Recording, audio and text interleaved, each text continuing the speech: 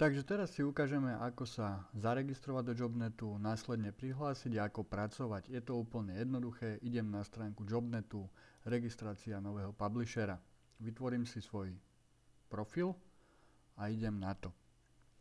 Čiže ja si zadám meno test, testový, e-mail dáme test, test, heslo si vytvoríme, dátum narodenia.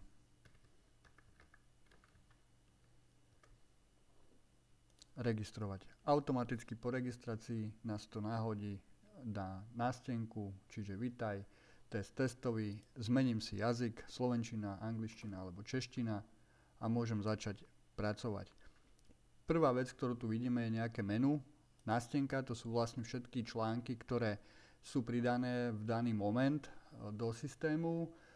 Takisto je tu môj profil, kde je potrebné si vyplniť samozrejme svoje údaje, aby sme vedeli hlavne komu a ako vyplácame peniaze. Takže toto odporúčam vyplniť. Moje zárobky v tejto sekcii, vlastne toto ešte pripravujeme, v priebehu pár dní to bude hotové. Tu budete vidieť počet kliknutí a koľko ste zarobili. Infopanel takisto vás presmeruje na infonástenku, kde budú práve takéto videá, hej, a tieto videá budú práve na Jobnete. Takže ja sa vrátim späť, čiže idem na nástenku. Potom ako som na nástenke, tak zoberiem si, mám tu dve možnosti. Buď to vygenerovať a skopírovať odkaz, ak na to kliknem, tak vlastne sa mi tam zmení farba a to môžem vlastne preklikovať hoci kde chcem a tam, kde mám tú žltú farbu, vtedy mám zapamätaný odkaz na svojej myške kvázi. Otvorím si novú kartu, Ctrl+V, mám tu tento svoj odkaz, áno, čiže UTM kampaň Jobnet a UTM Surovs, to je váš vlastný kód, ktorý tu nám máte. Pod týmto kódom vieme, že tie odkazy prišli od vás, teda tie návštevy, že došli od vás. To je prvá možnosť. Druhá možnosť je zdieľať priamo na Facebooku. Keď si to otvorím, otvorí sa mi takéto pop-up okno, kde sa ma opýta, či sa chcem prihlásiť, tak dajme tomu, že áno, tak sa prihlásim. A ideme na to, kde chcem zdieľať. Vidíme, nahodilo mi tu príspevok bez linku, hej, čiže tento link ja už nepotrebujem, ktorý je tu na. Napíšem, čo chcem a môžem to pozerať, kam to chcem zdieľať ešte. Či to chcem zdieľať do skupiny, alebo či to chcem zdieľať na svoj profil. Ja to teraz hodím na svoju nástenku, pozrieme sa na to. Tak toto nie. Dáme si status.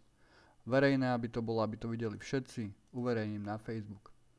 Automaticky je to hodené na mojom Facebooku, v tom prípade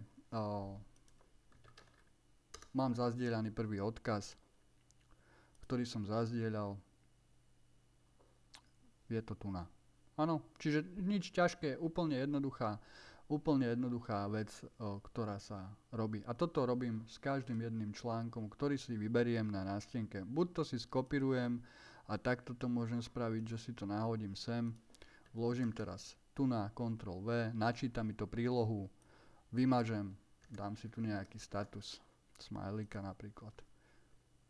Takto to môžem hádzať do skupín, kadejakých, kde som v skupinách, napríklad like za like, je tam kopec ľudí to vidí, len neviem, či ja som v tejto skupine, áno, tak som, tak takisto môžem tu navložiť tento odkaz. Takisto počkam, načíta, dáme si tu smajlíka, to je super, konečne. Vložím to a vidí to zase XY ľudí, klikajú na to a tak ďalej.